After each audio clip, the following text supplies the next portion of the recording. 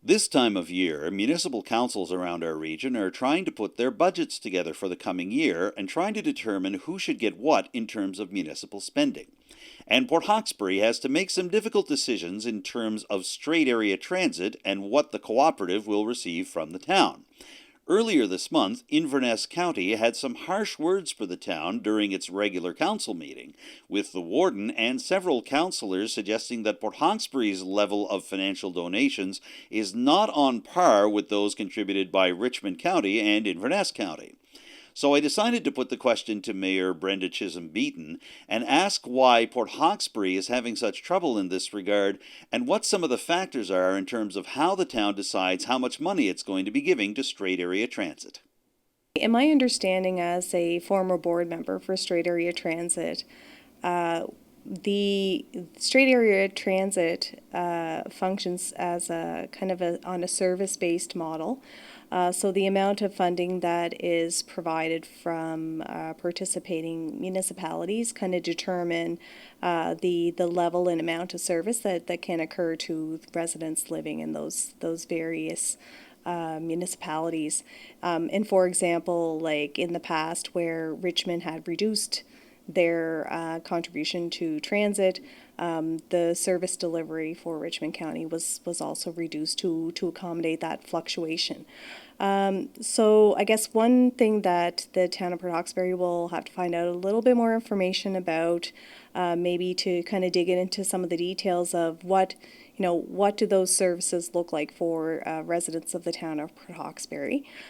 So we can have a better understanding to make sure that our contribution, our in-kind contribution, is equitable in comparison to the services that our residents receive. So again, that'll be some important work that'll need to be done with our committee members on Strait Area Transit so they can bring that information forward to council so we can determine, what is a equitable sharing agreement for Strait Area Transit. So that'll be yet to be determined. From the outside looking in, it seems like there are two factors in Port Hawkesbury's role in Strait Area Transit that don't apply to the counties, specifically Port Hawkesbury serving more as a pickup and drop-off point than transportation within the municipality, and Port Hawkesbury, unlike the counties, has several active taxi drivers in the town.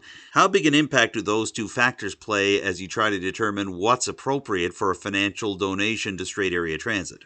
I do believe both of those variables do play into the conversation, and certainly we do have private enterprises that taxi companies that operate within the town of Port Hawkesbury. And I do understand that when, I wasn't a municipal councillor when, during the genesis of Strait Area Transit. However, I do know that there were certain concessions agreed upon just to make sure that both of those entities can coexist. So it's definitely a variable that we'll have to keep in mind as we have those conversations. And also just to understand, two things really, Adam. Number one, we do have to understand, what are the services presently being used by residents of the town, and maybe there's a latent demand that hasn't been explored. Maybe there's some desired services that Strait Area Transit can perform in their capacity, and then go from there. I guess more information will help us determine a final decision. I was intrigued when you mentioned recently that Port Hawkesbury was actually hoping to work with Strait Area Transit to establish a bus stop within the town. Could you tell me a little bit more about that project and how it strengthens your overall commitment to Strait Area Transit as a municipal partner? So we've actually had conversations in my time when I sat as a member of the board of Strait Area Transit to use, I think there's a location in Tamarack and a location just outside the Civic Center to be able to utilize buses that are already traveling to NSCC and Strait Area campus with rural residents on it.